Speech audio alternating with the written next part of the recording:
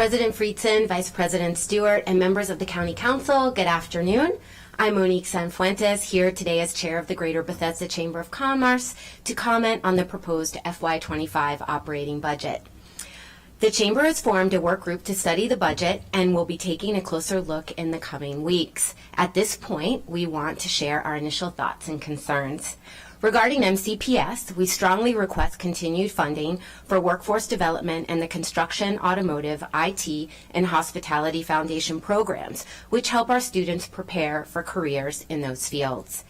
It's time for increased transparency at MCPS, and not just for fiscal issues, but also related to the treatment of staff as well as the safety of students. Regarding public safety, we support full funding of the police budget. You'll receive a more detailed letter about our position shortly. Looking at the Bethesda-Chevy Chase area, we support full funding of the Bethesda Urban Partnership, the Pike District Partnership, and the Friendship Heights Urban District as important tools for making those areas even more attractive to business, residents, shoppers, and visitors. Regarding the FY25 budget, we believe that it is not sustainable and may require tax increase as soon as 1 year from now. One-time revenues should be limited to one-time expenditures. Even though the county executive has said that the budget doesn't include tax increases, we've uncovered a number of hidden fees. Here are some examples, as we are still finding more. The multiple family rental housing licensing fee is doubling from $50 per unit to $100 per unit, increasing costs by more than $3.8 million. The short-term rental licensing fee is seeing a 233% increase, going from the current $150 per unit to $500 per unit. And the solid waste disposal charge is increasing by more than $8 million.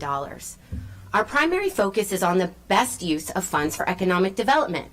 It's the best way to build our tax base and better the lives of county residents. We're greatly concerned about the huge cut to the MCEDC budget. By cutting its FY24 budget by almost $2 million, the MCEDC will face its lowest funding level in at least 5 years. We have yet to fully understand the reason for the reduction, but it seems likely that MCEDC may be forced to reduce staff and scale back its critical business recruitment, expansion, and retention initiatives. We need to learn more about whether the executive's new economic development initiatives will bear fruit. In the meantime, we respectfully encourage the Council to consider the wisdom of pulling much-needed funding from an organization with an economic development mission to fund other projects whose results are unknown. We've painted broad brushstrokes today. We'll be taking a closer look at all issues over the coming weeks and look forward to continuing conversations with Council as budget cycle proceeds. Thank you for considering our testimony today and for all that you do for Montgomery County.